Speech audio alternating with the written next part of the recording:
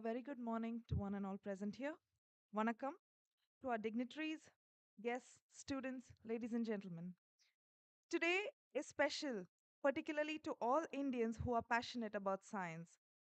This National Science Day, we are all gathered here proudly celebrating science.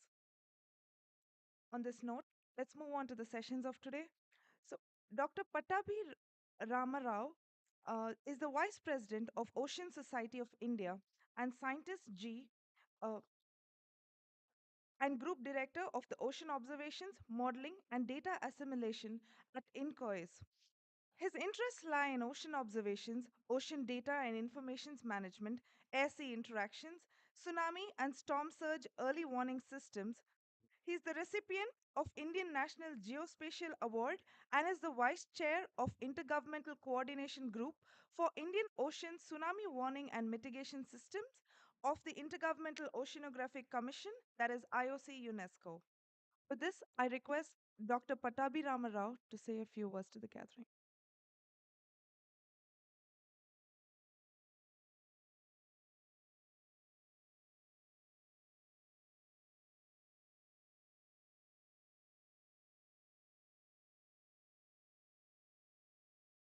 Good morning, everyone, and greetings on the occasion of National Science Day today.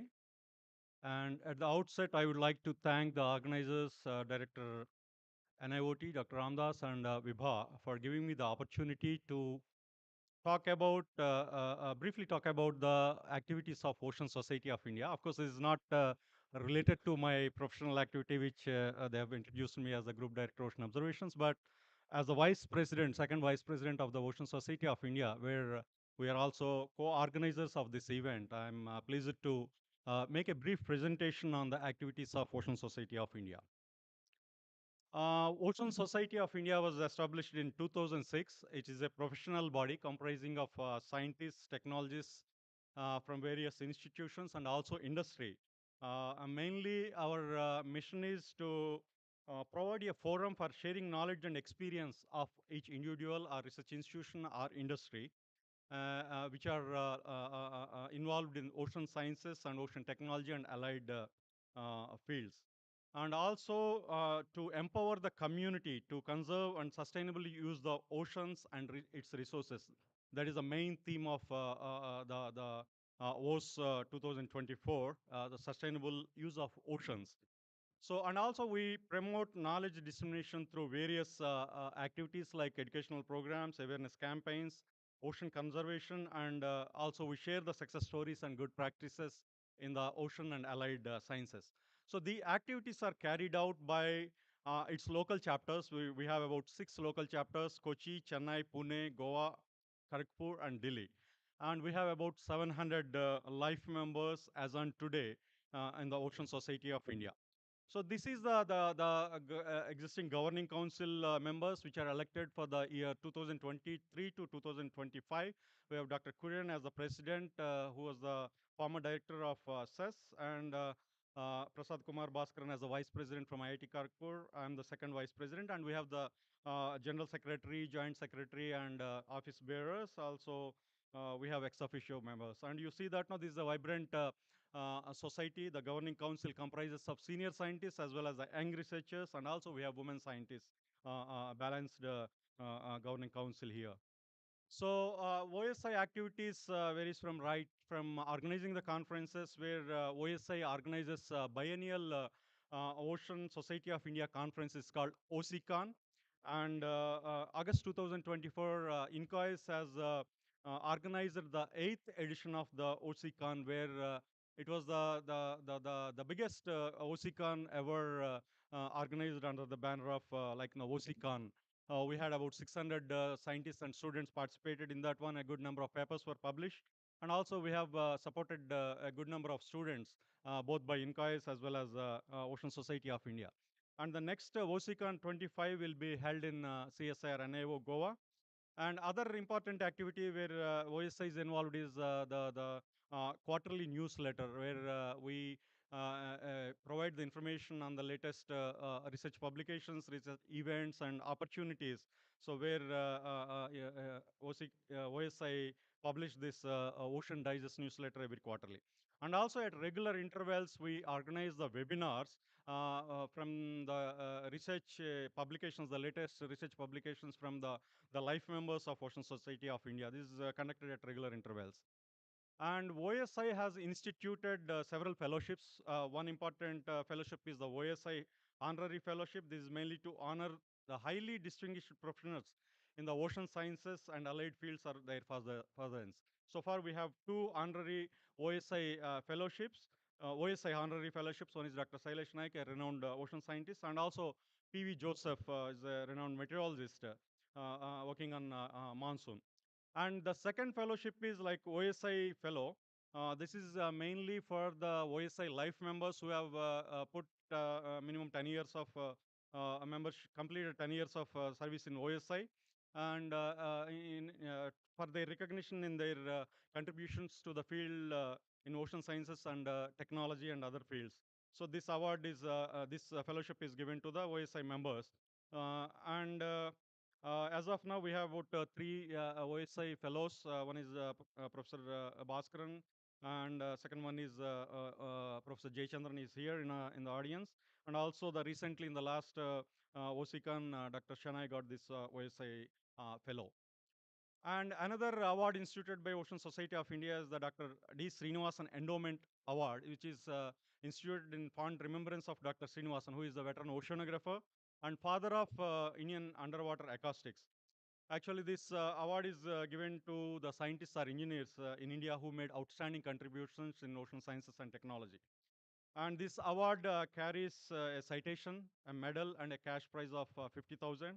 And we have, till now, we have four scientists got this award. Dr. M. Ravichandran, Secretary MOES, and we have Chakrabarti from NIO, and Dr. Atmanand, former Director NIOT, and recently Professor Edi Rao from IIT Delhi were conferred with this Srinivasan Endowment Award.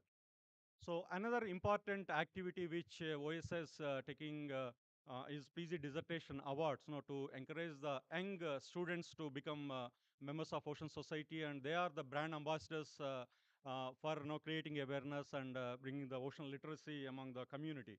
So to recognize their work, OSI instituted the best postgraduate dissertation award. So every year we invite applications under 7 themes like physical oceanography, ocean and atmospheric sciences, chemical, biology and geology, ocean engineering and technology, marine microbiology and biotechnology. So these awards are given every year. And I request students who are submitted their PG dissertation 2023. Soon we are going to invite applications. Please look for the notification and apply, and then it will go through the review process, and the awards will be then they will be evaluated, and then awards will be declared. So other important activity Ocean Society of India is involved is like celebration of World Ocean Day on 8th June every year. And also we are actively involved in the beach cleaning activities. That is, it's the international beach cleaning that is on third Saturday of the September. So OSI in collaboration with other research institutions, we have taken up these beach cleaning activities. Of course, last year we had about 17 beaches. I think that is led by Professor Jayachandran. So it was a very successful activity conducted by Ocean Society of India. And also Ocean Society of India sponsors conferences, workshops, and training programs. Of course, now World Ocean Science Congress also, WOSCON is collaborating agencies. And another important thing is that now OSI provides the travel grants for their student members. Like, of course, we don't have the student membership as such, but the members of like life members and all, we'll give priority to the life members, to support their travel for attending the conferences, particularly the OCCON, and of course for WOSC also, OSA has supported some of our members for their participation. So OSI membership has different categories, like you can have life member, associate member, institutional member, and corporate member. I'm not going to read the details, but you can get these details on our website. And there are several benefits, like students can get their travel grant and all, and the industry can get 50% discount during the OCCON conferences. And there are several other benefits, and you will be directly involved in the activities of Ocean Society of India, where now we are trying to create awareness among the community about oceans and its importance in our life. So you will be the brand ambassadors for these activities, to create awareness among this one. Of course, these activities are in line with the UN Ocean Decade, where they talk about the one of the challenges, the ocean literacy. So we are directly or indirectly contributing to these challenges of UN Decade when it comes to the awareness, ocean literacy, and all. Now, OSC is actively involved in it, and then we are also contributing to several other challenges that are marked as part of UN Ocean Decade. So I take this opportunity to welcome you all to join the Ocean Society of India as a member, and industry partners also to become industry members, to join our journey to create awareness. And I understand that our colleagues have set up a desk in the exhibition area, and if you are interested, please contact any of us, myself or Dr. Josia, who is also member of the governing council, and several other OSA members are here. Please go to the desk and discuss with our colleagues. And I request you all to take this opportunity to join Ocean Society of India. With this, I conclude my presentation. Thank you. Once again, I thank the organizers for giving this opportunity. Thank you very much.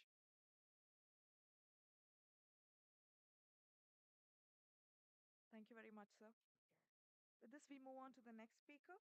Dr. TVS Uday Bhaskar is a scientist G at the Indian National Center for Ocean Information Services, INCOIS. His research interests include mixed layer and sonic layer studies, data analysis and quality control, and softwares for data visualization.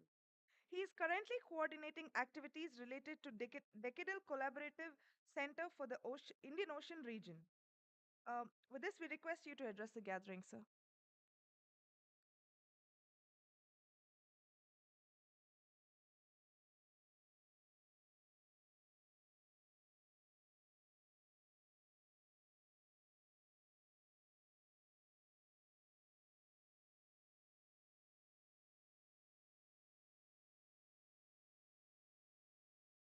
Good morning, everybody.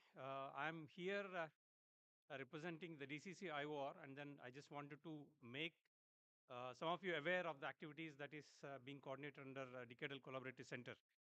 Uh, I think some of you or majority of you might be knowing that in 2020, UNESCO has declared this decade as Decade of the Oceans, starting from 2021 till 2030. And various activities have been planned under this Decade of Oceans, and then many countries are coming forward and then becoming a members in the sense like they are doing specific projects or certain themes or under regional activities also many countries are coming forward and then becoming these regional centers. So in such category, I would like to give a brief about how INCOIS is collaborating the activities of Decade as DCC IOR. So this is the flow that shows a broad picture of how the UNESCO has structured the entire decade activities. And if you see, there are decadal advisory boards which are there in Paris trying to coordinate the main activities. And there are also decade collaborative units which we call DCUs who identifies the rest of the things like they endorse the projects, they also endorse the regions, they endorse the themes and all that. So under that, there are some decentralized structures which are decadal coordinative offices and then DCCs like INCOIS is one of the DCC and then also international and regional and other networks that is there. So each country is now requested to form their own NDCs. It's called National Decade Committees, and India is one of the first countries. Way back in 2020 itself, it has formed its National Decade Collaborative Committee. It's called NDCC, and then it is comprised of all the directors who are involved with oceanography-related activities. So mainly the centers within Ministry of Earth Sciences, all the directors are members of this committee. And the committee has met already 3 times and then given valuable suggestions and inputs for the respective organizations to take part in the activities of the decade. And then apart from this, the UNESCO also proposes the call for proposals where anybody can opt for it and then bid for it and then become either as a theme or as a region. So one such thing is the call for proposal where India has responded through INCOIS and then submitted the proposal. And then we have been identified as the decade collaborative center for the Indian Ocean region. So if you see, these are the DCs and DCOs. As I mentioned, there are thematic DCCs and also regional DCCs. thematic wise, there are, it all depends upon, suppose an organization is pretty good at say modeling, so they can pick up as one of those themes under the decade of ocean, and then say they can opt for the call for proposal and then say we are going to go ahead and then do activities related to the modeling. So such kind of things becomes a thematic. Suppose somebody is very good at hazards related things in the office, they can opt for the call for proposal under the hazards, and then they can also become a part of this activities through that theme. So like this, there are themes which are identified here, just shown there. Different countries have already been endorsed as these thematic diseases. Apart from that, also regional diseases for which India has through inquiries submitted the proposal, and then we are now identified as the Indian Ocean Region Decadal Collaborative Center. I think some of you are already aware that there are 10 challenges that has been identified by UNESCO under the decade. And then it involves ocean observations to ocean modeling to hazards to ocean literacy, outreach activities, capacity development. There's so many themes are there. So the good thing is INCOI is majority already doing most of these activities. So that's the reason why we have gone for this call for proposal and then identified, being identified as one of the DCC under this particular region. So these are the aims. I'm not going to read it. They're just as flash there, mainly to coordinate the activities of the decade, and then identification of the collaborative partners. For example, under the outreach activities, we try to see if any conferences or any kind of meetings are happening across the country that can be endorsed by DCC IOR to collaborate with the ocean-related activities that can be automatically taken in on board. Example, this World Ocean Science Congress has been endorsed as one of the activities under outreach by the DCC IOR. So that we, if you see in the banners and all that, there's a DCC IOR logo where we share the logo, means like that particular activity has been endorsed under this particular DCC IOR. So like that, any endorsements also can be done under this particular in the regional activities. So what is the story so far is, as I told, we have responded to the call for proposal, and then in 2023 June during the IOC assembly, formally the endorsement letter was signed by DC UNESCO, and then formally now DCC IOR status has been granted to ENCOIS, and this will be holding good for until 2030, where various activities that are proposed under that will be taken forward by ENCOIS. So you can see the structure of that, and few of the members have been inducted to work on this DCC related activities. We are not limited to this. As I told, anybody who are open for the calls of the UNESCO for this particular decade, you can come back to us, get mentorship from us to see how exactly we can take this particular forward, and then make sure that your project will be endorsed by the decade committee.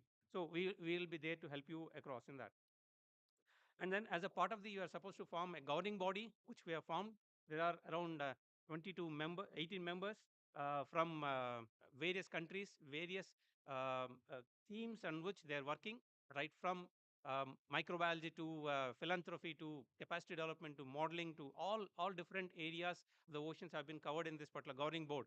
And it's such a vibrant team that we already had met twice, and then they have given valuable sessions on this, and we are going to take them forward in the coming years so that this decade region, the DC's IOR for the Indian region will be the best among all the regional things that has been identified by the decade.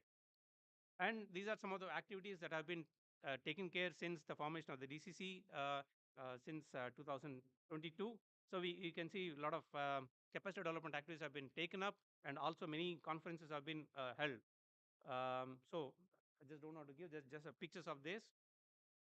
And another thing is, like, as I told in the beginning, if there is any activity that can be mapped under DCSI war, we are ready to do that. So some of those things which are in the pertaining to the Indian Ocean region, which are already being endorsed and which are planned, is already mapped under this. So all we do is like we map them, and then this map will be sent to DCU for further endorsements, and then we make sure that we keep a check of the progress of all these activities, and then keep reporting them during our annual report at the end of the year.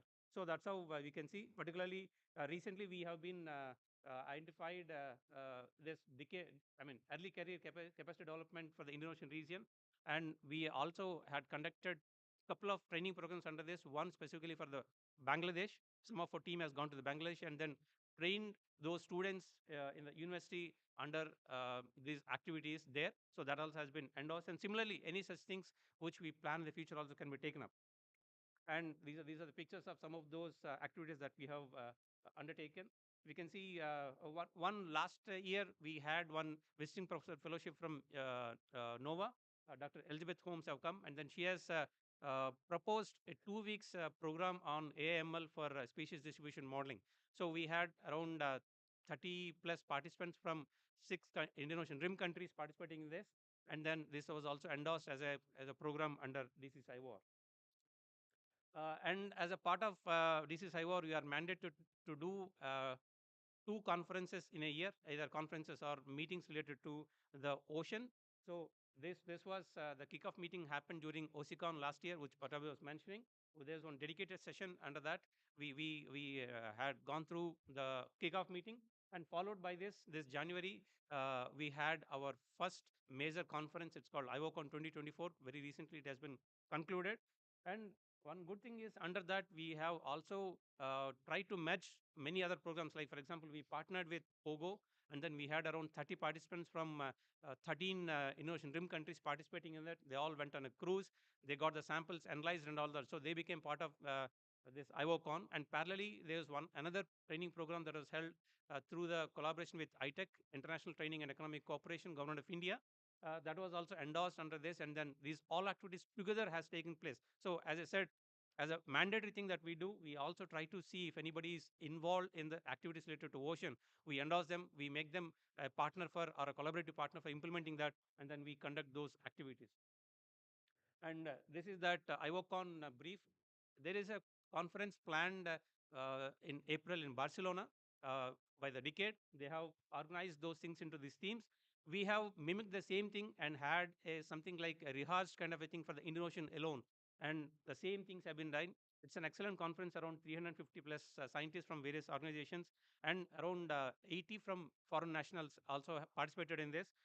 And then they have given all their valuable sessions for all the white papers on 10 challenges that the decade have been identified.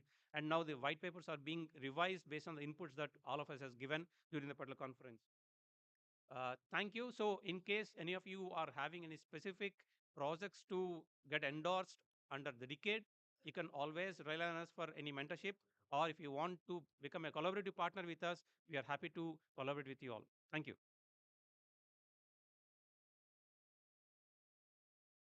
Thank you very much, sir. With that, we shall now move on to today's plenary session. The session will be chaired by Dr. G.A. Ramadas, Director NIOT, and our speakers will be Professor Dr. Vasant Shinde, who is a world-renowned archaeologist, Director General of the National Maritime Heritage Complex, Gandhinagar, and adjunct professor at NIAS, Bangalore. The other speaker will be Professor Dr. T.G. Sitaram, Chairman, All India Council of Technical Education and Council member at IISc Bangalore. I request the chair and the speakers to take their place seats on the dais.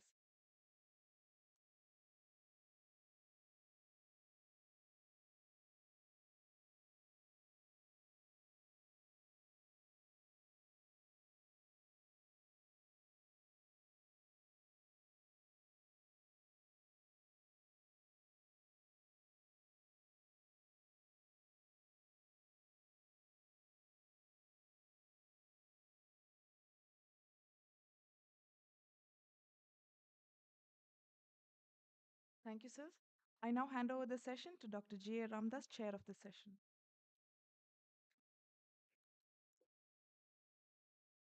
Very good morning and welcome to the second day of the WOSC 24. And today I am honored and privileged to be with two eminent personalities on the dais. As they were introduced, Professor Dr. T.G. Sitaram, Chairman, All India Council of Technical Education, AICTE, and Dr. Vasant Shinde, Vice President, National Organizing Secretary, VIBA, and he is the he is associated with the National uh, Maritime Heritage Complex. Um, they don't need any introduction to this audience, at least. But it is my privilege to introduce them to the audience. And first, I request Professor Sitaram to deliver his lecture on coastal reservoirs, sustainable utilization of coastal areas in blue economy. As I was telling, he doesn't need any introduction, but it's my privilege to introduce him to this audience. Professor Dr. T.G. Sitaram took over as the chairman All India Council of Technical Education, AICTE, Government of India on December 21st, 2022. Prior to this, he was the director of Indian Institute of Technology, Guwahati, Assam for 3.5 years. He obtained his BE in civil engineering from University of Mysore, Masters from Indian Institute of Science, Bangalore in 1996, and PhD from University of Waterloo, Ontario, Canada in 1991. He worked as a lecturer in University of Waterloo soon after his PhD and later moved to University of Texas at Austin, USA. He also held the position of director, additional charge at Central Institute of Technology, Okrajar, Assam for 1.5 years. He was the chairman, board of governors at CIT, board of management of Northeast Regional Institute of Science and Technology, Nirjuli, Arunachal Pradesh. Presently, he is the board member of Indian Institute of Science Council and Court and the court. He also worked as a senior professor in the Department of Civil Engineering, Indian Institute of Sciences, Bangalore, and served IASC for the last 30 years. He held KS IIDC Chair Professor in the area of Energy and Mechanical Sciences, Indian Institute of Science, Bangalore from 2015 to 2018. He was instrumental in starting a center for infrastructure, sustainable transport, and urban planning at IASC and developed a master's program in the center at IASC. Over the last 35 years, he has carried out research and development in the area of geotechnical and infrastructure engineering, seismic microzonation, and soil dynamics, geotechnical earthquake engineering, and has developed innovative technologies in the area of earth sciences, leading to about 500 technical papers and several books. He guided several PhD students, master's students, and even he guided postdoctoral students at ISC Bangalore. And he also mentored industry professionals and teachers through continuing education programs. He has many patents to his credit, and he has done many consulting projects. Sitaram is a fellow of National Academy of Engineering, INEA. He is the fellow of American Society of Civil Engineering, ASSCE, fellow of Institution of Civil Engineering, United Kingdom, diplomat of Geotechnical Engineering, DGE, from Academy of Geoprofessionals, ASCE, and he won the Sir C.V. Raman State Award uh, for young scientists, Government of Karnataka in the year 2002 in recognition and appreciation of exceptional contributions to engineering sciences. Again, he received Sir M. Vishveshraya Senior Scientist State Award in 2023 for his lifetime contributions. As a member of Science and Engineering Research Board, SURB, Department of Science and Technology, Government of India, he served the country, and he was the former chairman, Research Council, CSIR, CBRI, Roorkee. I can go on forever because his biodata is not only inspiring, actually, it is pretty long, actually. And as the director of IIT Guwahati, he was responsible for creating 5 new schools and 5 new academic multidisciplinary centers at IIT Guwahati during 2020-21. And he has taken IITG as #2 institute in citation per faculty in India, ranked globally at 37th rank, and in QS World Rankings 2022 and again in 2023. He was able to develop strategic partnership with government of Assam in establishing medical school at IIT Guwahati and a commitment from government of Assam to start a state-of-the-art multi-specialty hospital at IIT Guwahati. If I understand correctly, this is the first time it happened in the history of IITs. He was a member of board of governors of many NITs, IIEST, NCSM, AICTE, NEC, SEAC, etc. He is an active member of President's Forum of Southeast and South Asia and Taiwan universities, um, member of many scientific committees in international societies of repute and many other associations and universities in India and abroad. Now, I request Professor Sitaram to deliver his lecture on coastal reservoirs, sustainable utilization of coastal area in blue economy. Thank you. So, sorry, I took a long time. So, Namaskar. Very good morning to all of you. It's really a pleasure to be here with you to share an engineer's thought process into the ocean development.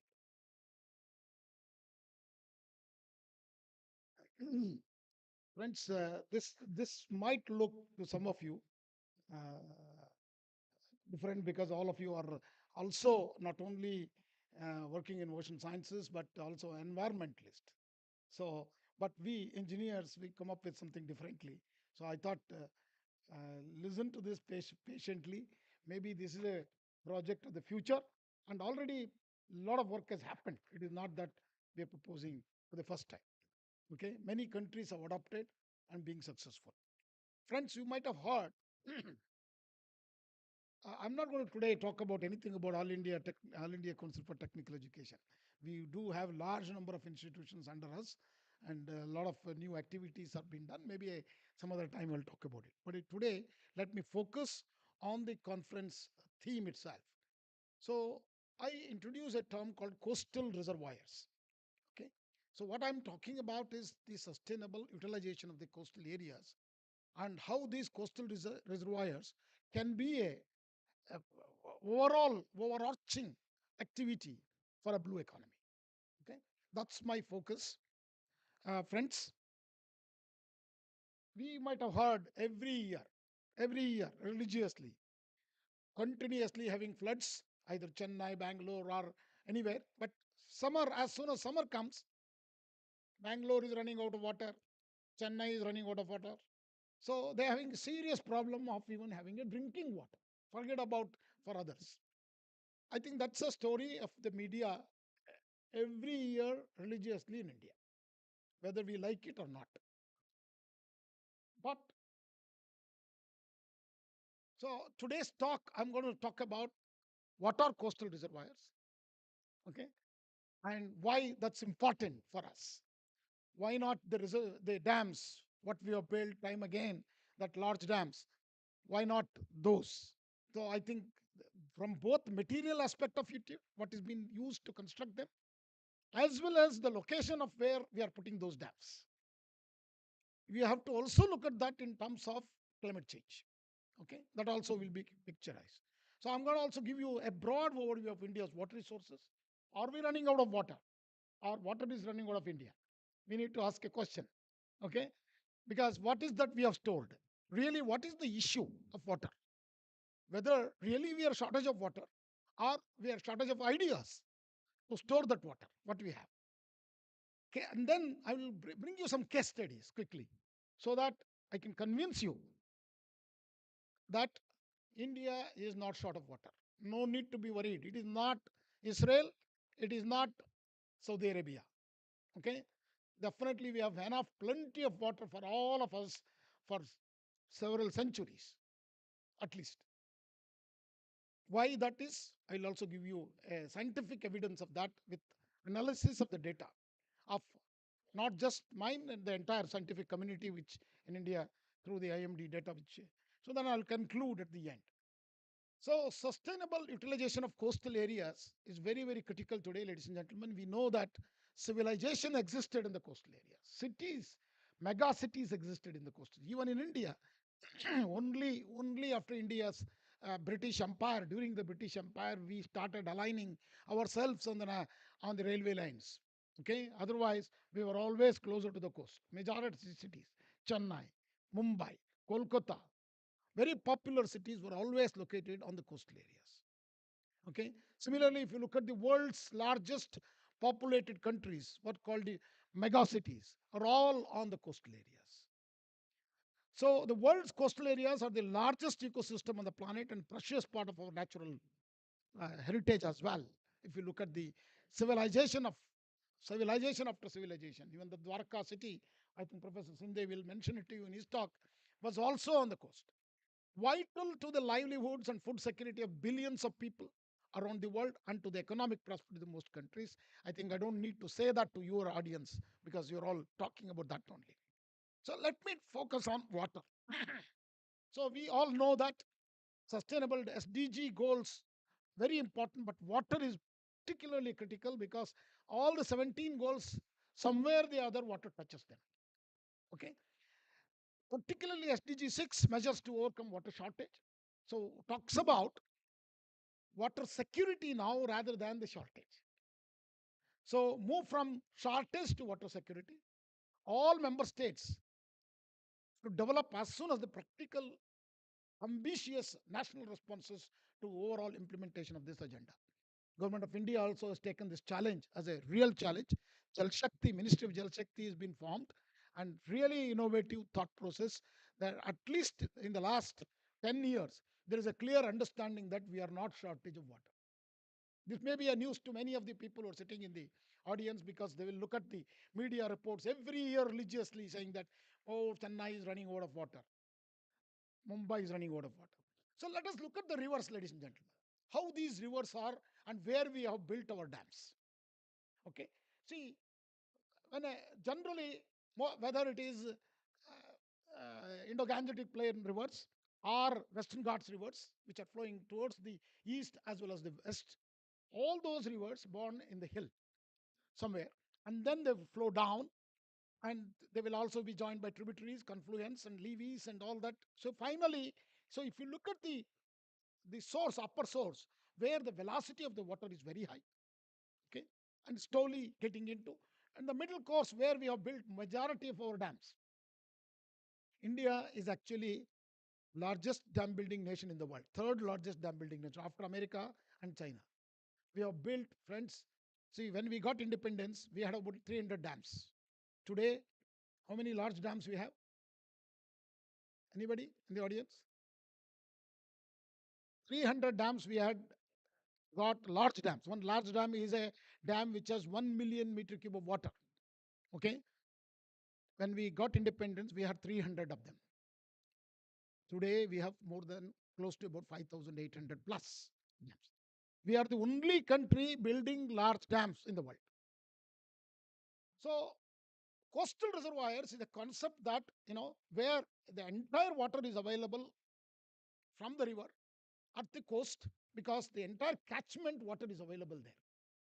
So that's the concept is instead of building a dam in the middle course where you might run out of it because of climate change, even rainfall patterns have changed. Most of the heavy rains are happening now in the coastal areas. Not only people are residing in the coastal area, rains are also there only. 5,000 millimeter, 6,000 millimeter, most of our coastal region happens in 2.5 months. Not even sometimes this rainfall in monsoon is also in time span it is reduced. So a freshwater reservoir, what I'm talking about, not a brackish water reservoir, located in the sea, I'm very, very clearly telling, or close to the mouth of the river, maybe separately away from the mouth of the river. You don't need to even block the river. Okay, unlike we do in the large dams, we actually block the entire river in the mid course of the river. But here, you don't need to even block the river. You can create the reservoir little away and divert that water. Flood water is a natural resource, according to me. Civil engineers, time immemorial, and agriculture engineer also felt that because if you look at the Bengal basin, very early days they were using flood water as a irrigational water, water for irrigation. They used to cut the levees, allow the water to flow in, and then put a crop. Such is a practice. So why water quality is also better there? Because it is a very diluted with large amount of good quality of water. Coastal reservoir collect runoff from the entire watershed. That's a very, very important point. It is not a watershed halfway, midway in the river or quarter way in the river. Okay, and provide a greatest potential. So there could be different possible schemes of the coastal reservoirs. As I told you, some people can block that mouth of the river. Called that's the what I call the scheme one, which is a convex type of a body which you go into create water body, or there could be a little bit expanded version of the wind to the ocean, okay, and create a barrier. And the third one is you can be off from the river mouth. That is called, I call, second generation coastal reservoirs. They're not going to touch the river itself. You just divert the water from the fourth one is completely inside the ocean somewhere. Okay. Has it been done in the world? Yes, many countries have done it. China is the leader actually in this. I'll show you some of the case studies. So how these reservoirs are also built? They are not built out of concrete. Okay, most of our dams, because we are building the dams, the gorges, the velocity is very higher. So we have to resist the huge force when you store the water. Okay, so but here it is not like that. The velocity will be very small. It's almost stable. It is equilibrium is reached. So and also on either side there is water. One side is a salt water and the other side is a fresh water. So there is not much of a pressure on the wall. So we can build these things using earth. So and using the new technologies called geomembrane, geotubes, and geo uh, techniques. So an effective impermeable barrier between the freshwater reservoir and salt water needs to be created. A separation of clean river water from the polluted water and salt water needs to be provisioned. Protection collected of fresh water collected. So basically the idea is to prevent the saltwater intrusion into the stored fresh water. So because our rains doesn't come throughout the year, we need to learn to store water. So challenge, friends, it is not the availability of water, it is the availability of ideas for storage. So time immemorial, when the population was less, these tanks, small tanks in our villages, what we call keres, kuntes, many words are there in each regional languages. Okay, were there for time immemorial, and for some reason we have forgotten about them. We are only looking at you know managed big reservoirs, and I will tell you the story of that. So there could be also a bifurcated kind of an area where you can have a brackish water, an area where a completely fresh water, an area where completely salt water. There could be a flexible membrane, could be a separation between these two, and works better. So the advantage of these coastal reservoirs are, as I told you, no harm to the river basin, because particularly if you adopt the second generation coastal reservoir, you are not touching the river itself. Nowhere, no dam is constructed, nothing is constructed in the river course. You are away. That's called second generation coastal reservoir. No disturbance to the forest cover. You can identify areas which is not usable and construct these. No physical displacement of people, because I'm talking about ocean or very closer to the ocean. So, in the major dam, for example, Narmada Dam, why did it take 62 years? 2017 only Honorable Prime Minister dedicated to the nation. When was it the foundation was put? 1964 or 63. So this is because large number of villages were submerging, and the movement of those people to even to store that water on the constructed dam might have been constructed, but you cannot raise the water level because other areas will come into submergence. So this problem was a critical problem for many of these agencies who constructed the large dams in our country. I just gave you Narmada, but it could be any dam. That's the major problem. Displacement of people, villages, towns, submerged. Even some of the archaeological uh, sites, which are very important to the nation, those are also being submerged. Okay, so impounding on land, reservoir triggered seismicity is one such. Some of the earth scientists talk about it. Okay, so that issue is also sorted out. And more than that, if a dam break, for example, if a dam breaks, is a huge chaos in the if you are in the mid course, because there will be villages, towns, and cities downstream. But here downstream is your ocean, so that issue is also sorted out. Agriculture activity in the coastal reservoir can be augmented. Coastal erosion can be minimized. Groundwater recharge due to the freshwater in estuarine areas. Intrusion of saline water into wells will reduce. Freshwater dredging also happens. So many such activities. So actually, recently UN Water, based on our recommendation, has also brought in an article on the coastal reservoir, that is the water and climate change. WWDR 2020 is called 2020 itself. We have written a book also on coastal reservoir. So I was the founder president of the International Association for Coastal Reservoir Research. We particularly use the term called research because these kind of projects are not going to happen in 2 3 years. It takes large number of years. Just like what we had in building one Narmada dam, it took 60 years of my age. When compared to these kind of projects, will take time. So, what are the other advantages, ladies and gentlemen? Look at this solar energy. So, because the water level in these coastal reservoirs is shallow, it's hardly about 10 to 15 meters. It's spread very large area. So, you can actually use this as a solar energy fields, and then it could be tidal energy at the wall. It could be roadways over the seawall. I will talk about it. It could be we can be an alternate road for a city because we are talking about very close to the large habitat or a city in a coastal area. Freshwater fishing, navigation, and tourism can be increased. Real estate opportunities. For example, some of you have seen the Singapore Marina Barrage is a freshwater coastal reservoir, first generation. Marina Barrage is the classical example. I'll show you the case study in a little while.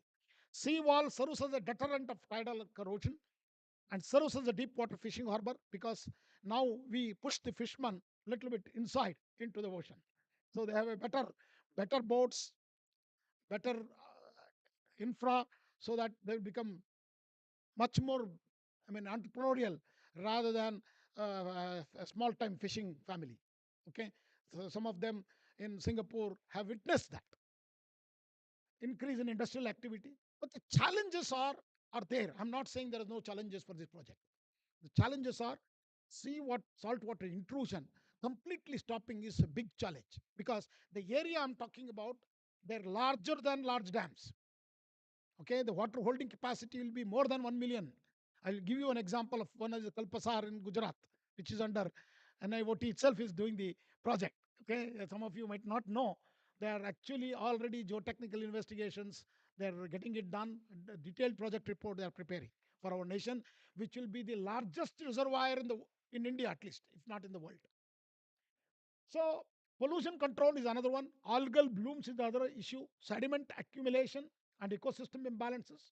But I strongly believe if it is a second generation coastal reservoir where you are not blocking the river mouth, could be an optimal design, and all your problems of environmental problems can be handled very effectively without any jeopardizing any of these environmental issues.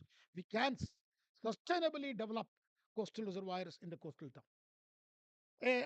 This would be actually the future for a coastal sustainable blue economy, a marine based economy that provides social and economical benefits for the current and future generations by contributing to food security, energy, mobility, poverty eradication, livelihoods, income, employment, health, safety, equity, and political stability as well. Because you know how many water wars we are fighting now between states of Karnataka and Tamil Nadu. We are sitting in Chennai. Every year, they will take a flight and go and start discussing about water sharing. Okay, such water sharing, every state which has a common river flowing through them has a problem. But here, what I am trying to store is not Tamil Nadu's water, not Karnataka's water. I am storing water which is bound to join ocean, bound to join. So that is not belong to Karnataka or Tamil Nadu. It will be anybody's water. That's the convincing answer we can give it to all the people who are fighting for their share of water. Core functions and intrinsic value of marine ecosystems can be maintained. I'll talk about this freshwater reservoir can be a source for a fantastic ecosystem which you can create around that. It is based on clean technologies, renewable energy, and circular material flows to secure economical and social stability over time. I feel coastal reservoirs should be maybe a project of the future, should be looked at carefully and identify some location to do this. So let me come back to the water resources issue. India's water resources, how much water we have. See, India is a very rich with monsoon. Minimum average annual rainfall of entire India every year, taking all the droughts and everything season, is 1000 millimeter and above. Never ever went down. Please note this. I'll show you the data also for 120 years at the bottom. So 4,000 billion cubic meter of water we are actually receiving. Out of that, 690 billion cubic meter of water, surface water resources we have. And then 396. What is I am trying to save is the unaccounted 2,000 billion cubic meter of water, which is flood waters, is what is going into the ocean. I'm trying to save that, but please remember, believe me, I will not be able to store all that water. I will be maybe 5%, 10%, which is more than enough for all of us. That means I'm not stopping water to go to ocean also. All that 90% will still go. Why I'm saying is we have built the 6,000 dams. I'll come to that. We have only stored 8% of our annual average rainfall, what falls on India's land, in the 6,000 dams. You can now understand. Okay, even if I build all the coastal reservoir I'm proposing, we will be storing less than 5 to 6% of water what falls. That means that is 10% of 205 billion cubic meter. I mean 2050 billion cubic meter, we have maybe 200 billion cubic meter water. Story of India: we have 400 rivers in total, 25 basins. Major river systems are 7, and I don't need to go on because most of the water resources people know about these stories. What I wanted to highlight here is India is rich with water, ladies and gentlemen. Rich with water. Don't give a story India is running out of water. Okay, annual rainfall. You can see from the year 1901 to 2012 or 14, I have collected. And you show me one place, very small, 980 or something, 1000 millimeter average throughout continuously. This data is not mine, it is the IMD data ministry verified and put it on their website. You can take a look at it. Runoff of the Indian rivers, take a look at it. It's huge. Indo-Gangetic Basin puts water average discharge is 38,000 meter cube per second. Okay, during monsoon. And every river, particularly the west flowing rivers, Kerala, Karnataka, and Maharashtra, Goa, okay, dumps large amount of fresh water into the ocean because none of those have major dams, and they are very small length of the rivers, 100 kilometers max. Okay, so they come in a very huge gorge, so you cannot build a dams there except several, three, you can count them, 5 6 dams we have built. So there is a great potential to store that water along the coastal reservoir. Primary, what we generally do in water security in civil engineering, we look at store more inland reservoirs. Interlinking of rivers is a big issue. I think this is an environmental damage. I don't support that at all. Maybe some of you would like to, because but we have tried many things. We are never successful in interlinking of rivers, except small rivers nearby. Okay, can be connected. So we have tried connecting Krishna and Godavari. Maybe we are successful there, partly. Again, that is also very close to the coast. Please remember, that's also very close to the coast. So I can consider that also a part of the coastal reservoir. So replenish groundwater, definitely. We should keep doing that. And Sarovar, Honorable Prime Minister kept talking about create, you know, the Sarovars. And that is a very good idea. Catch the rain where it falls. It's a fantastic idea. I'm not against that, but I am against desalination. For our country, desalination is not the technology. We don't need to import this technology when we have enough water.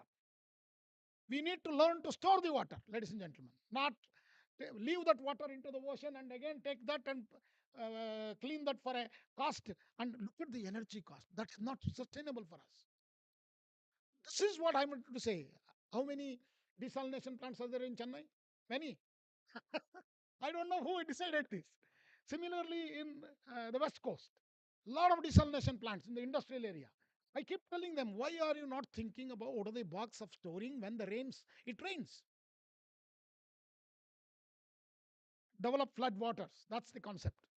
So you can see inland dams, interbasin transfers, river linking, water wastewater cycling, desalination plant. If you look at the cost per cubic meter of water, the lowest is the coastal reservoir. Entire construction cost, maintenance cost, everything lowest when compared to all of them. Large dams in India, as I told you, NRLD data of 2017 have taken. In 1947, we had 300 large dams. More than 50% of these dams were built in 1971, 1989. Okay, that means they're already completing 40 years. Please remember, concrete is a material only sustains for 100 years. After that, it becomes a powder. Okay, even if you repair them using all World Bank money, you can increase their life by 20 years, maybe 15 years. After that, what are you going to do for your large dams? Either you have to remove. America has removed 2,000 large dams, ladies and gentlemen. Removed. Will you be able to construct at the same location another dam? No. With these environmental issues and environmental friends, there is no way we can build the same dams at the same location. So where are our grandchildren are going to drink water from? Where are our grandchildren going to get food from? You need to ask a question. We need a technology, something different than what we are all doing today, building large dams. So today, with more than 5,700 large dams, India ranks the third in the world in dam building after USA and China, storing less than 10% of average annual rainfall received in the country. Only 10%. So the 80% of the water still joining the ocean, ladies and gentlemen. No shortage of water. What is shortage? Shortage of storage. We need to build, we need to go back to our early science of the Indians. Build small, every village had a water body. Somehow we have killed them. We need to revive them. So that is nothing to do with, but if you require a large quantity of water for industrial development, I think the solution is coastal reservoirs. So large dams in India, as I told you, we are the only country building large dams in the world today. I can show you with complete statistics. 300 dams are being built in northeast area, which is very vulnerable, zone 5 earthquakes. So very, very dangerous to build these dams. So dam rehabilitation, as I told you, drip project has been taken. 223 dams are listed. We are already leaking. For example, our own dam in Mysore, Sagar Dam, is already leaking. So even if you repair, it might sustain for another 30 years, 40 or 50 years. But after that, you have to remove the Sagar Dam, build something new there. Will you be able to build that when very large environmentalists are sitting in front of us? They are not going to allow you to build large dams at all. So what are we going to do? How are the agricultural land in Mandya and all those states which are very enjoyed it for 100 years, are they going to sit quiet? No, water wars will begin. Friends, Honorable Prime Minister Jawaharlal Nehru, when he started, modern temples of India are dams. He was right at that time. Bakranangal, 1961, 62. So it's a tremendous. But please remember now, we have built dams. Where is going to be next temple of our 21st century? Anyway, Sri Ram Janmabhoomi has come now. But I'm asking you of the dams because he said dams are my new temples because they're going to give you food, they're going to give you water, they're going to give you full security for all our people because we are still a agro economy of the world, even today. So if you look at these dams, I mapped all these dams, which 5,700, 900 dams. Everywhere we have put the dams. So where is going to be next dam? Very, very dangerous situation we're sitting. And also, because of climate change, rainfall has changed and a lot of siltation of these dams have occurred. And half the storage only they are storing. There is no water storage actually in these dams, what we have built. So rainfall has shifted to coastal areas. You might have seen excess rain, floods every year in Chennai, coastal areas of Kerala, Karnataka, and Maharashtra. Friends, the future solution is in the coastal reservoir. It has a 20 times more than demand. You have a lot of space because luckily we have 7,600 kilometers of coastal area, coastal uh, region. So our first book came in Elsevier, Sustainable Water Source Development Using Coastal Reservoir. 7 of us actually have developed this book, okay, which has environmentalist and water specialist, and now IACRR has become a part of IWA. International Water Association. We have become a subgroup of them because we wanted to reach out to larger audience in IW. IW has more than 10,000 members. International Water Association has more than 10,000 members. Friends, what are the advantages of coastal reservoir against the large dams? First of all, dam site, limited gorge in the inland reservoirs. Here, unlimited, which is in the city, in the ocean. Dam design, very high pressure and low pressure, but wave surges will be there on either side. Seepage by pressure difference in the case of inland reservoirs, by in case of coastal reservoirs, density difference because of salt water, and so density difference. We need to learn scientifically to control that. Then we'll be successful. We need a lot of research. That's why I called it as International Association of Coastal Reservoir Research. So pollutant, definitely there it is only land based. Here it is seawater also can pollute your water. So we have little challenge there. We need to see how to control that. Immigrant cost, no immigrant cost. That is movement of people, displacement of villages, displacement of towns. Nothing in the coastal reservoir, but it is very, very high, and it may not happen at all in most of the large reservoirs we are going to build today. Water supply, gravity. We say inland reservoir by gravity, but all of you know it doesn't happen by gravity. We always pump there also. In Upper Krishna, you can see they're pumping 100 meters inland. 100 meters. Why? Because it's a political decisions taken. Okay, so that some area, my area, I am the chief minister. He will say this project has to be done. Then he will put a pump. Energy cost. Look at the energy cost. These are not sustainable solutions, ladies and gentlemen.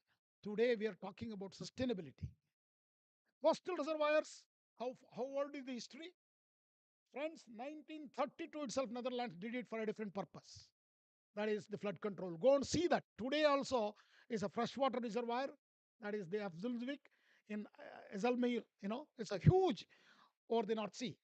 North Sea, they built a dam. I'll show you the case study in a picture. India also, 1974, Tanirmukam is nothing but a coastal reservoir. But they did not maintain properly. It has become a completely saltwater, brackish water nuisance. South Korea did it for tidal energy, land reclamation. Hong Kong did it. Hong Kong is the one successful country showed coastal reservoir can work. When they were actually rationing, standing in queue, what we are seeing today in Bangalore. Yesterday I saw people standing in a queue for water with buckets and thing. So that was happening in Hong Kong in 1960s. After these three coastal reservoirs, Hong Kong never worried about water, ladies and gentlemen. These are all coastal reservoirs. I'll show you pictures, then it will be more convincing for you. China is the leader. China has built a Chinkosa reservoir 2011. It got so well. It is the largest freshwater reservoir, second generation coastal reservoir. Fantastic, entire supplies water to Shanghai city. Shanghai city water supply is through this Chinkosa reservoir. Okay, and I have been there 3 times. It's amazing to see what kind of development they've done. And Singapore is a classical example of Marina Barrage.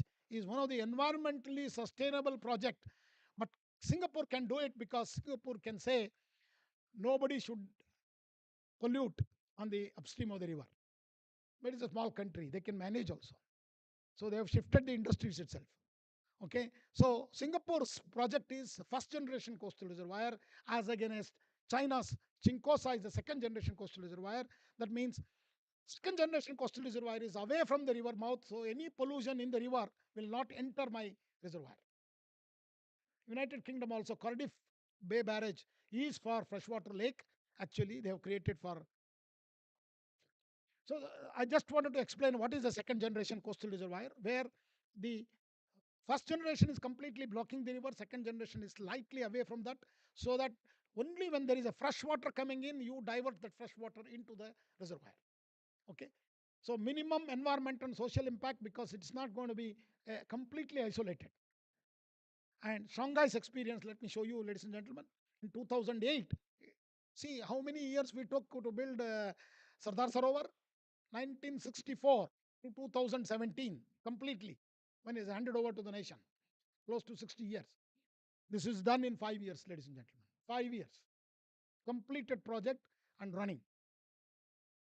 From 2010, coastal reservoir starts to pump fresh water from the sea without desalination. No desalination. Okay. They have also self-cleaning bio facilities at the back of the reservoir. So it is bioremediation as also they were adopted within this for this. This is a wetland in the this thing, and this is the one of Julsuk, Netherlands. Officially, this is the Warden Sea. I mean, not because digital I cannot show you. Maybe here. See, well, this is the reservoir. My cursor, you are able to see? No. Okay. I'll just quickly run it up. So objective was the flood control in case of Netherlands.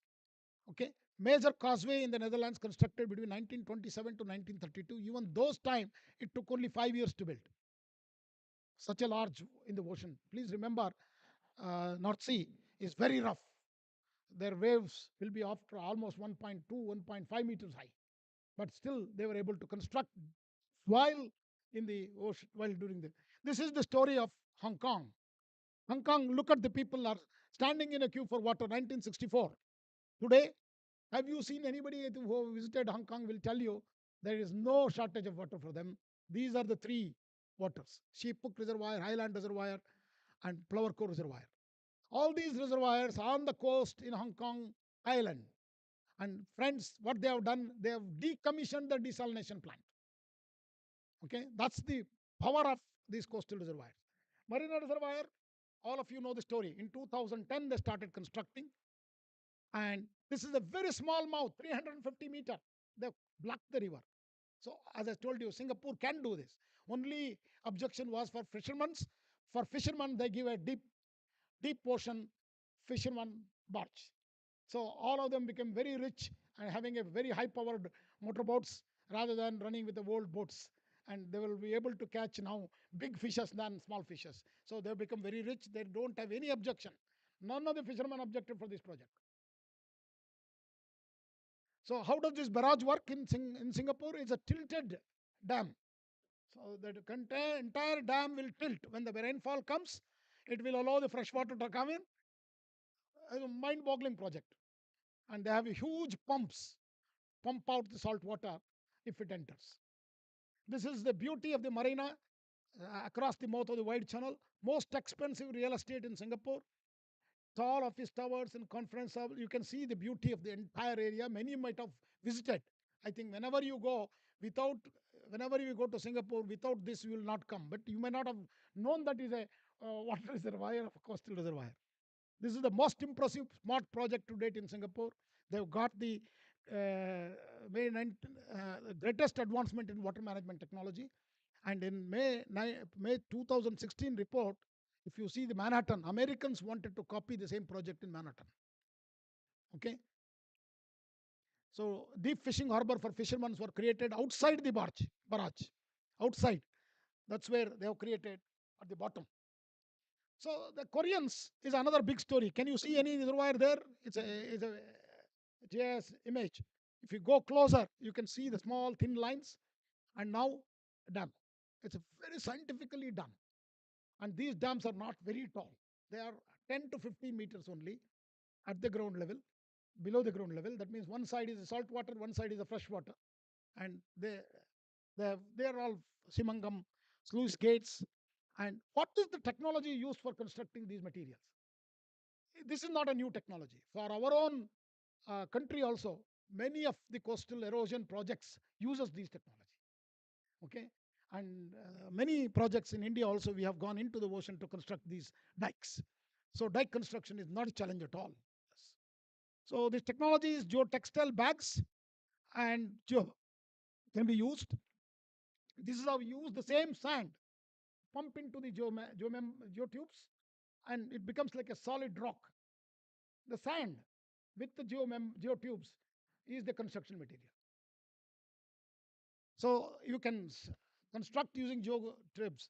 The cost now, let me give you last cost, 2, 3 slides, sir, if you don't mind. Cost of water and cost of construction. Cost per kiloliter in water rupees 2 to 10 at sea level.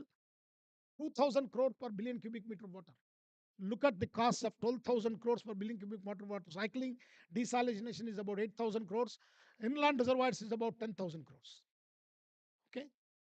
So Tanirmukkam Barrage is another classical example which we have built. And I think Bharat Ratna Swaminathan ji was also involved in this project. Okay. The entire could have been, but unfortunately it is now partly brackish because Tanirmukkam Barrage is not functioning to its efficiency. So Kalpasar is a classical project which I don't need to say NIOT would watch for it because they are now doing a DPR. And this is a fantastic project thought about in the Gulf of Kambhat. Okay, only problem is there are no rivers which can carry such large amount of water there. So they have to bring in water from Narmada, which is down south. That's the challenge there. Challenge is not the because none of those Gujarat rivers are able to bring the amount of water what is required to be stored. It's a very huge reservoir. If it is once it is constructed, this will be the largest reservoir, not just in India and in the world, in terms of water storage. And the project also envisages a contour canal to plan irrigate the entire Kutch area. So hundreds of kilometers of contour canals have been planned, 3 levels, and once the storage of water is there, entire Kutch becomes a irrigated land. Can you imagine now? It is including Dwarka, sir, all that area. So this is there are a lot of alternatives also suggested. Let us not kill the brackish water system. Let's keep the half of this as a brackish, half of the fresh water, which also can be thought of. There is nothing wrong about it. I think, we can sustain both the fishermen's as well as our salt people, as well as the freshwater people.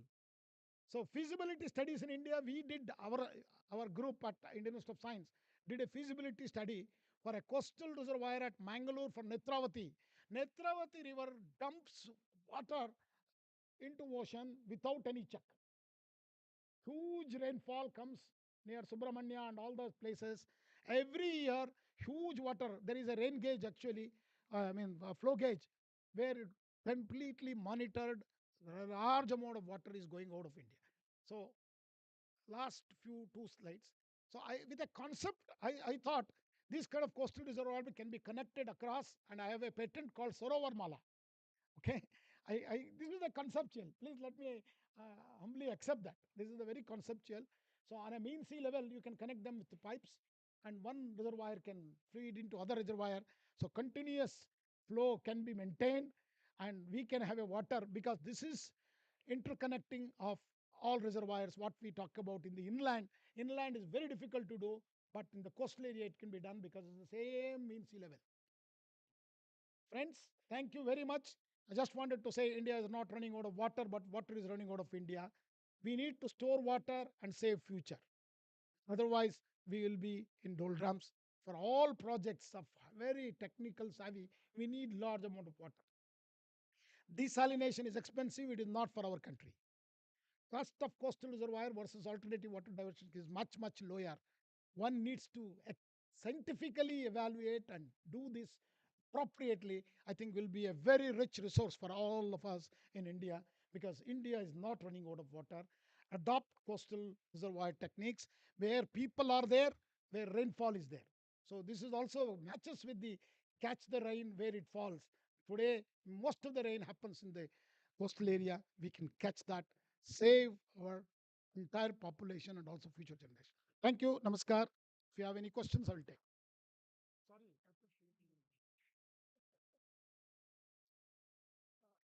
Thank you very much, Professor Sitaram. It is not just a talk, it's a revelation really for me, at least.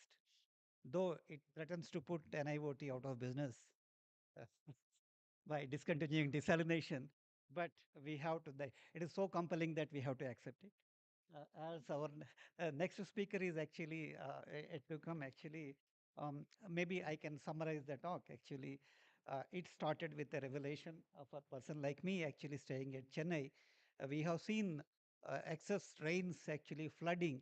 NIOT is actually recently flooded and all, but sometimes we suffer for lack of water and all. So this is a revelation.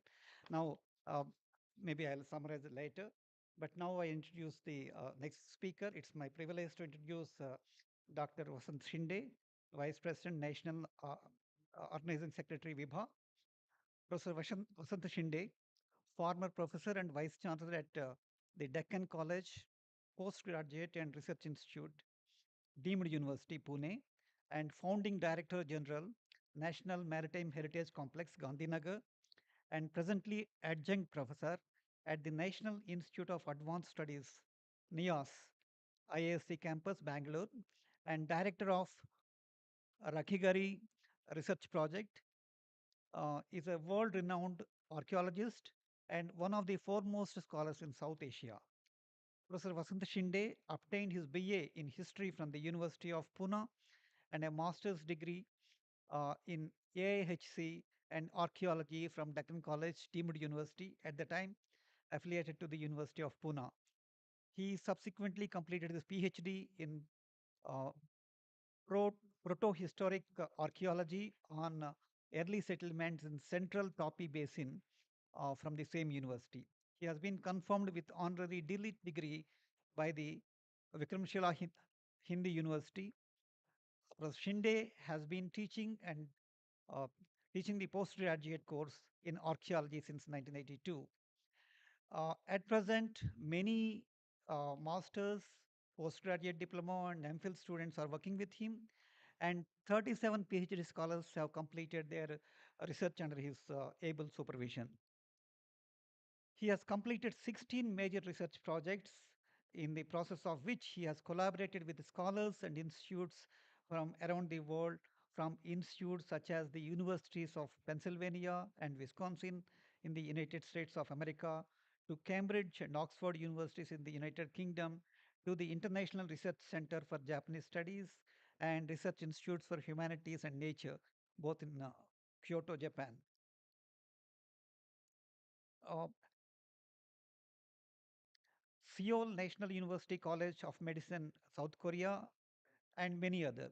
He has also directed a vast number of excavations around the country, from Harappan sites in Gujarat and Haryana to Chalcolithic sites in Madhya Pradesh and Deccan to protohistoric and early historic in Rajasthan, Maharashtra. Presently, he has been directing a very prestigious international research project at the large Harappan site in Rockigari in Haryana. In the course of his research work, Professor Shinde has also traveled extensively to and delivered lectures in Israel, Pakistan, Bangladesh, Sri Lanka, Iran, Denmark, France, England, Germany, Belgium, Italy, Oman, Malaysia, China, Japan, South Korea, Turkmenistan, Russia, Ethiopia, Kenya, Greece, and several other countries. Probably I would have read other countries. They may be, I think, smaller in number. And I can go on forever, but I think time is short. So I come to the end. Actually, Professor Shinde participated in more than 184 national and international seminars and conferences, and organized at least a dozen national and international seminars, conferences in various parts of South Asia, including Iran. Professor Shinde has a vast administrative experience. Apart from working on numerous high-power national and international committees, he has been acting as field director of many excavations since 1990. He was pro vice chancellor of the Deccan College, Deemed University, from 2008 to 2013, and vice chancellor of the same university from 2013 to June 2019. He has vast experience in organizing national and international conferences, seminars, and convocations of the university. And he has, I remember that he has visited NIOT in around 2005 when we were actually involved in the archaeological survey in the um, Gulf of Combat. With this introduction, I had to cut short a lot of his achievements. I apologize for that. I request Professor Shinde to deliver his talk. The topic is National Maritime Heritage.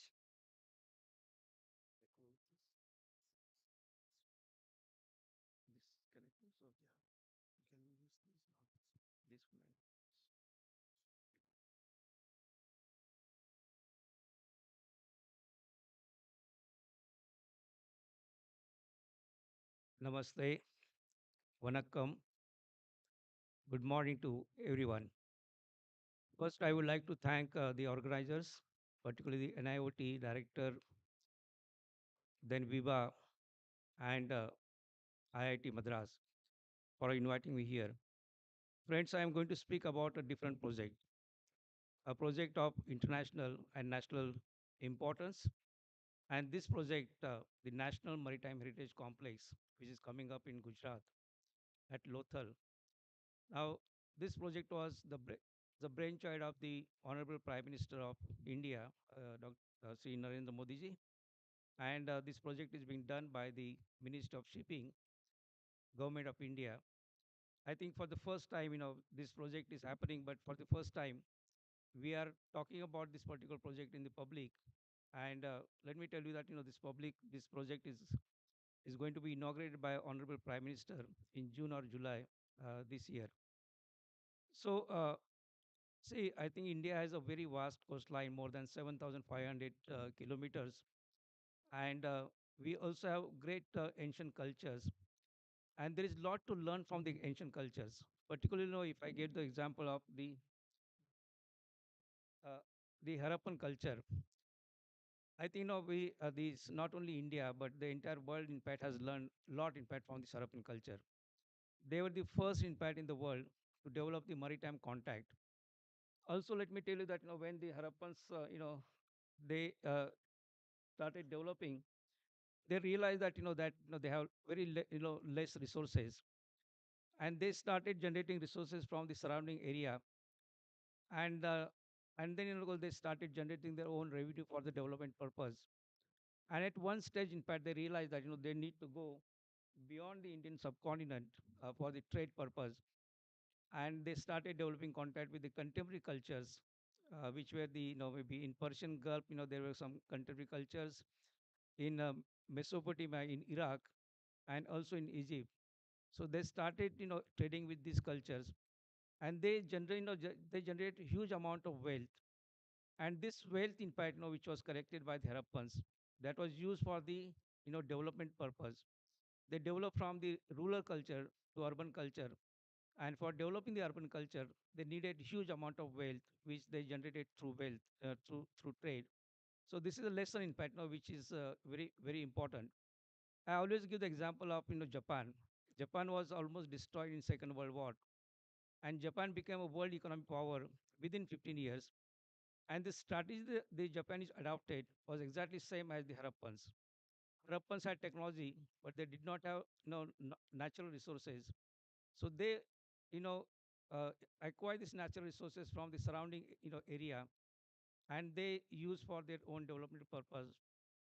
And they, of course, they imported raw materials and they started manufacturing goods on large scale, and they supply the finished goods to the same people from whom they were acquiring the raw materials. So that is very important. That is how Japan also has used the same technology or methodology. They also started importing raw materials from India, China. These are the developing countries, and they had the technology with them, and they produce large amount of finished goods, and they started supplying to the same countries from whom they acquired the raw material. So this is something that the world has learned from the ancient cultures.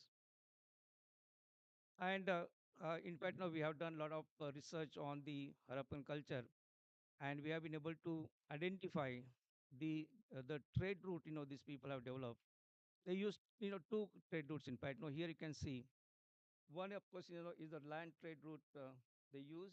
Uh, in the you can see the land route, and the other one, in fact, they developed for the first time the marine trade route also.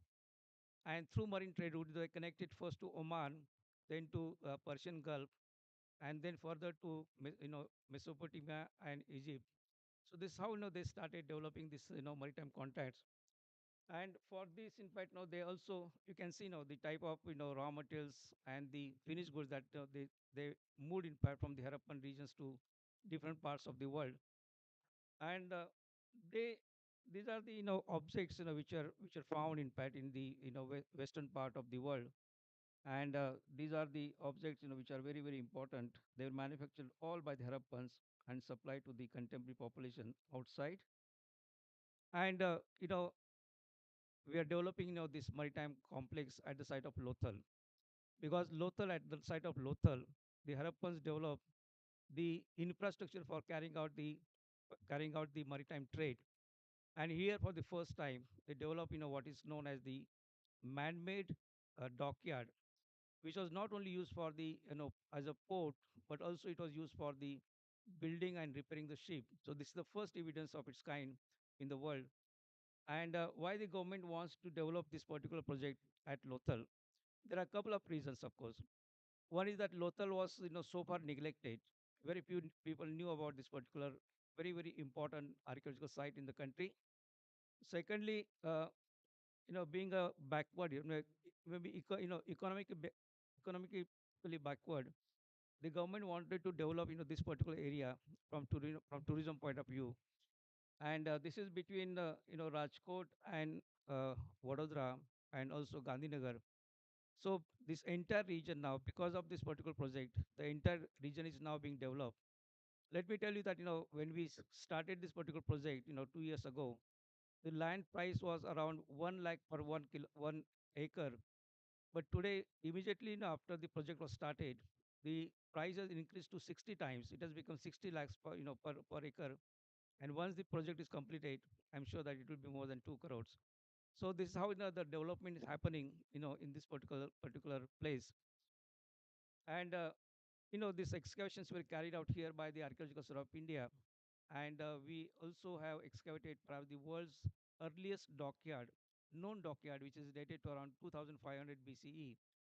So this is the first dockyard. And then, of course, we also found a lot of material indicating the contact of Lothal with other areas in the world, particularly with Persian Gulf and with Mesopotamia. We had very strong evidence, and that is a backdrop for this particular project. This is a aerial view of the dockyard that was excavated, and you can see this a huge structure. It is 245 meters long. It is 37-meter wide and 4-meter deep. And this is a very important. And when the excavation was carried out, they found, in fact, this sloping platform by the site of this particular structure, which has been identified as the dockyard. When this was excavated in 1955-56, a lot of controversy happened. In fact, a lot of scholars were not really eager to, or they were not ready to accept the hypothesis that this was a dockyard. But then, what did the S.R. Rao, who excavated this particular site, he invited the people, experts from Indian Navy, and without telling what exactly things about this particular structure, he wanted to know from them. And Professor Bindra, in fact, maybe Commander Bindra was well known, so he was invited. And the conclusion that these people drew was that the only function of this particular structure could be a dockyard, because the sloping platform which is attached to that is called wharf. And for a dockyard, this warp is required because you can push the goods up and down with the help of this sloping platform. So this was a very important evidence that was found. And then, of course, we always think that these shipbuilding activities happen in the Indian subcontinent after the contact with the Romans, maybe in the second, third century CE. But that is not that is not true. The earliest evidence of the shipbuilding activity comes from India, and we have these two pictures on the Harappan seals of the ships that were built. One is, of course, the plank boat, the boat made of wooden plank on the in the upper part, and in the lower part you can see the boat made of thick grass. It's called reed boat. So this is the earliest evidence of its kind. And interestingly, in fact I visited Mohenjo-daro in Pakistan, and I was observing the activities in the river, Indus River, and I saw that exactly the same kind of boats are being used even today in that part, and in many other regions of the South Asia. So here we are developing this national maritime heritage complex. Now the complex is coming up over an area of roughly 400 acre, and one of the important components of this complex is the maritime museum that we are developing. In fact, I was the founding director general of this project, and with the help of the team, I developed the whole concept of the museum and also the content of the museum. and that museum is now in the advanced stage. So apart from the museum, there will be also National Maritime Research Institute attached to that, and also the facilities for the tourists. We are developing hotels and restaurants here. We are also developing uh, the lighthouse museum also there. Perhaps the tallest lighthouse is coming up at this particular place. And also this there will be coastal pavilions. We have nine coastal states and 4 union territories, so they will have their own pavilion at this. So this is going to be huge tourist destination in the country.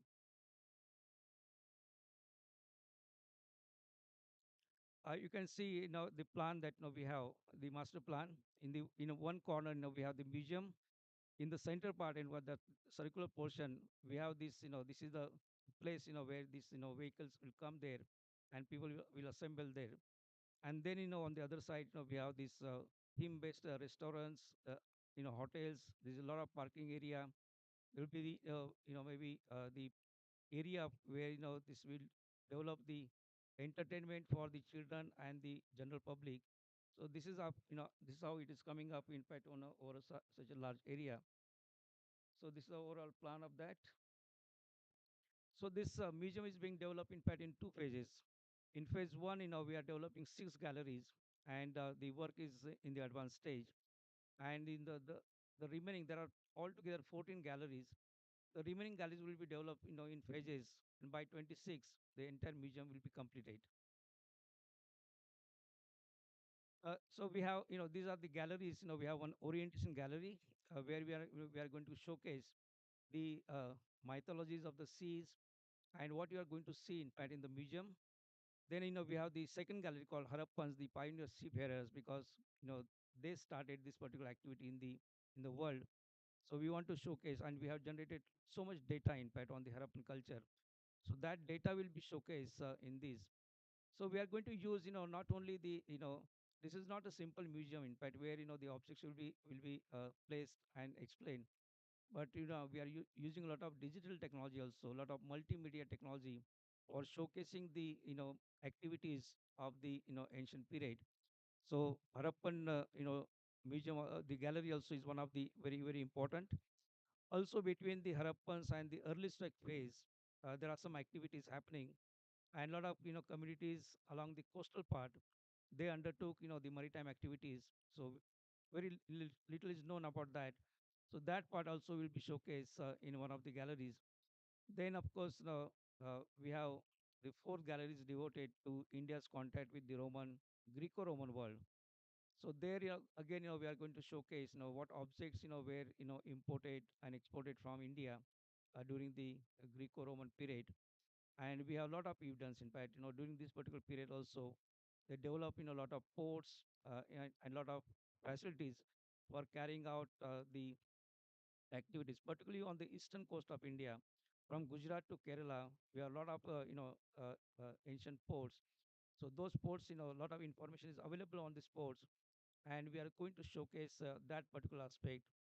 Also in the literature, also there's a lot of mention about the things, the goods which are imported and exported. So all that information based on scientific data, of course, that will be also showcased in one of the galleries, in this particular gallery. Then, of course, Indian Navy is developing perhaps the biggest, gallery at this particular place. And Professor Commodore Khanna, Ashish Khanna, he's looking after this particular gallery.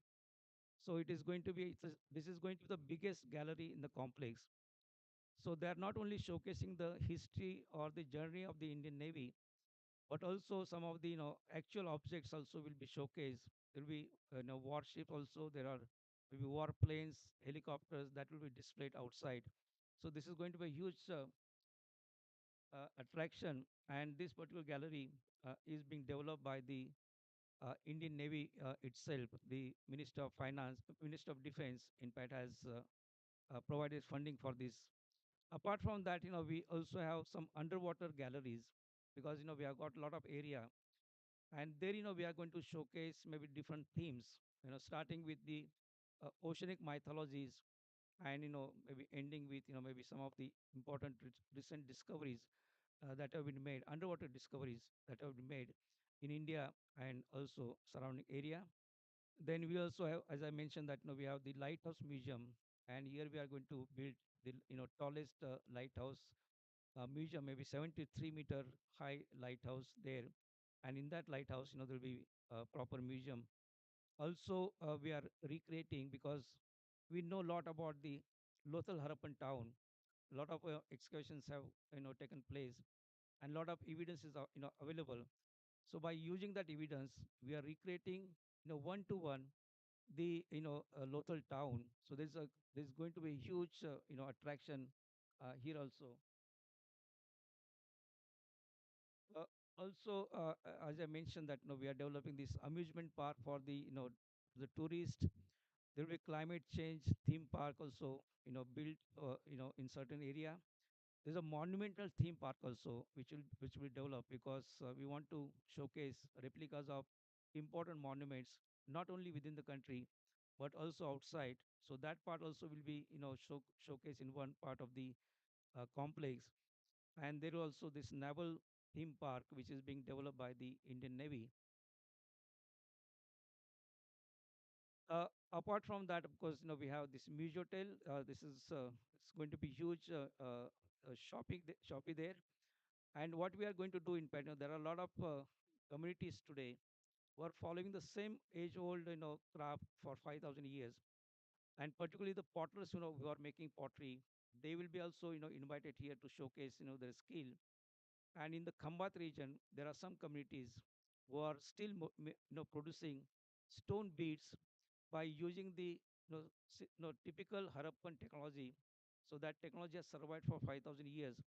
So those people also invited to showcase the craft activities.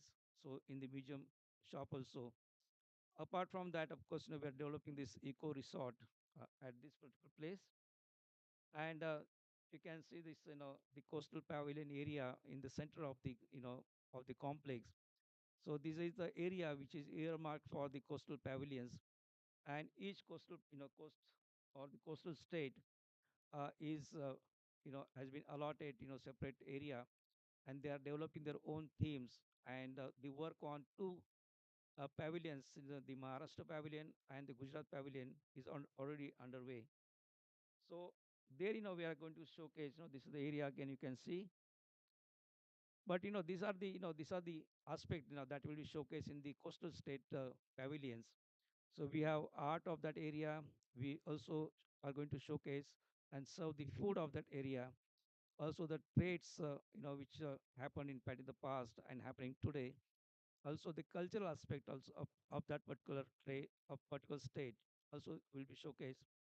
And also the ports and shipbuilding activity happening in respective marine states. So this is how the Gujarat pavilion will look like. As I say that we are going to use a lot of this laser and digital technology for showcasing different aspects. So these are the aspects that will be. This is one example I'm just showing you. So this is how the the pavilion will look like. Similarly, we have also Maharashtra pavilion. This pavilion will look like this. So there is a lot of maybe entertainment happening in fact in the area, and people will be able to enjoy all aspects of the tangible and intangible heritage at this particular place. This is a Goa State Pavilion, where also we are going to showcase both the cultural and the non-cultural aspects also. The Kerala State Pavilion, then we have also Tamil Nadu State Pavilion. I think Tamil Nadu government has already agreed to develop this particular pavilion, and the work on this also will start soon. So here also we are going to showcase both in fact the cultural, tangible and intangible heritage. Then we have Orissa State Pavilion. We have West Bengal State Pavilion. Then we also have pavilions for Union territories. So this is going to be very very important activities and attraction.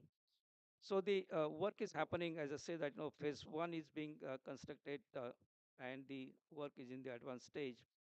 And we can see the part of the maybe phase one. This is going to be one of the biggest, in fact, in the world, maybe second biggest in the world in terms of size. But in terms of the collection, this is going to be the biggest national maritime museum. Unfortunately, we had such a very important maritime history of the country. We always say that India is a maritime state, but we hardly care about showcasing our maritime heritage at one place. So at one place, in fact, one can see the entire maritime heritage of the country. And we know that even in one's lifetime, one cannot visit all the states and see the maritime activities or the heritage of that particular state. So at one place, we are going to showcase this. This is how the construction happening. This uh, museum is built by the Tata Group, and they already have their team present here. Then, as I say, that one of the most important activities will be uh, the gallery and showcasing the objects of the this naval or Indian Navy. That is going to be one of the important activities. So this Nishank, this warship, which is decommissioned, that has already been brought to the site. This was cut into six pieces and then brought and and joined at the site. So this is already in place, and work is happening to complete this part. Then these are some of the gun mounts and the missile launchers, then Sea Harrier and some helicopters. They already have been brought there, and they have been mounted there already. So in first phase, this gallery will be open, and it will be open to the public, and one can visit after June or July. So this is what just I wanted in brief. I wanted to tell you about the very important and exciting project that is happening in the country, and this is for the first time that we are telling about this particular project to the public. And from here onward, maybe now we are going to publicize about this particular project. But this because of this project, the uh, the economy of that region is being transformed, and this type of projects needs to be built in fact in different parts of the country, so that we can market our heritage properly, and people in large, in fact, they can also be benefited by this type of projects. So thank you very much for this opportunity, and look forward to see.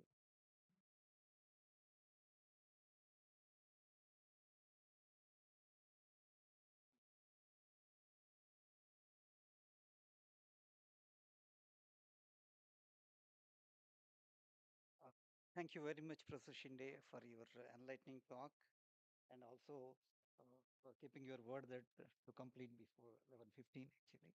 And on National Science Day, we could not have asked for any better talks than these two. And I'm now attempting to show the torch to the sun. That is actually summarizing the talks given by these eminent personalities. We start with Professor Sitaram's talk on coastal reservoirs. I was wondering actually on oceans, in oceans conference, we are talking about coastal reservoirs, but it has been a revelation really. He talked about first the importance of actually storing the water where it falls. Uh, and We have been witnessing floods in Chennai, but sometimes we don't have any water here actually. So really we were wondering whether there is any alternative, and he showed us today that there can be an alternative. And he showed us that we have to address water security instead of water shortage. Water shortage has a wrong connotation, but water security has really a positive feeling about that one. And he just, it's not a sentiment, but he showed us actually how it can be done. And the advantages, one of the advantages is actually the stopping the displacement of people. We have seen, actually, I am from Andhra Pradesh. I have seen, we have enjoyed the benefits of cotton barrage.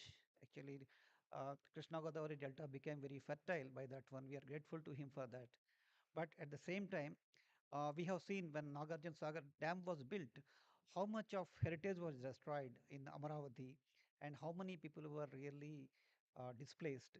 If we have a solution for these things, it will be great. And now he has proved that it is possible. And second thing he talked about is unaccounted water. And he also showed us that there is no dearth of rainfall. it was really astonishing to see that what rainfall is at least to the 2014. It's almost same actually. We are talking about lack of rainfall, but he proved us that there is water. There is no management of water. That is our problem. And replenishing groundwater, yes, Chennai has benefited from that one, and that is the best actually alternative.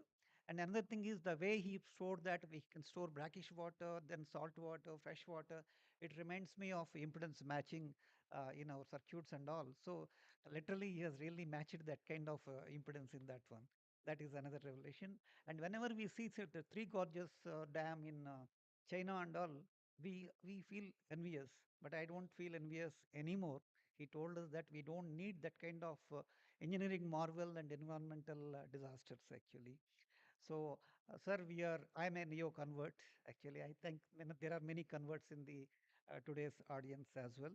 And Kalpasar, yes, NIOT has played a major role in Kalpasar survey, and NCCR is actually making a big DPR for that one.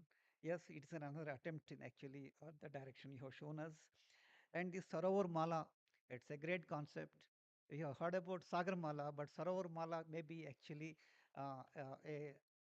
actually a silver bullet for all our troubles actually. So, and thank you very much, sir, for that enlightening talk. Okay. And let's give him a big hand. And the second talk is about by Professor Shinde, and he showed us, as they say, you can't protect what you don't love, and you cannot love what you don't understand. Actually, we don't know our heritage properly, and we don't know how. Actually, it's a myth that we were not actually a maritime nation. Today, he dispelled that myth that we were a maritime nation. Okay, so he really proved it. But how do we really make our people proud of our culture, proud of our heritage? Just talk will not help. But if there is a proof that we had the rich heritage, and that is shown at one place, that there is no better education than that. And that way, this heritage center at Lothal will be actually a human service for the Indian heritage. And there is no better way of educating our youngsters than showing what we have done and what we are doing now. Sir, actually, we are proud to see that one. And we also want to add our Mascha 6000 vehicle model to that museum, which is a part of our Samudrayan. And we thank you very much for this delightful talk, sir. And once again, I really salute these eminent personalities who really treated us with this kind of delightful talks on this National Science Day. And we are celebrating the Science Day uh, in the honor of Mokshagundam Vishwesharaya ji. So let us pay tributes to him. Thank you very much. Thank you, sir. I now request Dr. G. A. Ramdas to present the plenary speakers with the terrarium. Um, Professor Dr. Vasan Shinde,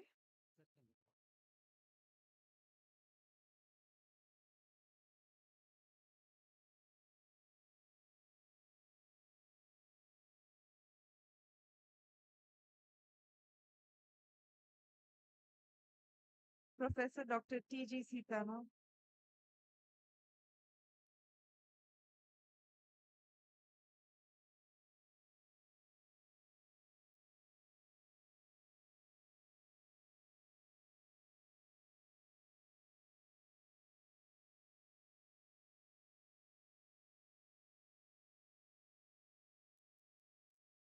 would also like to felicitate Dr. Patabi Ramarao, who spoke to us today.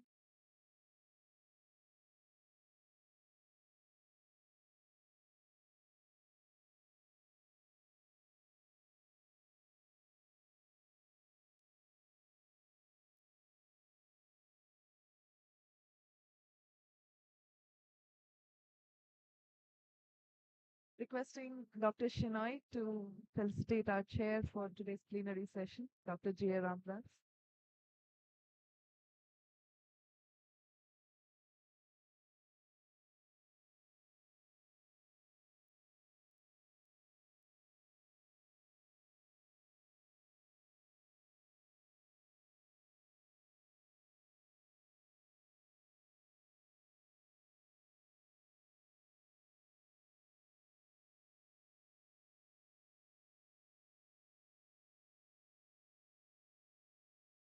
Thank you very much. Uh, just like yesterday, high tea will be served at D6 on the floor below us, and then you can proceed for the other sessions, the parallel sessions, which will be happening in E block like yesterday. Thank you.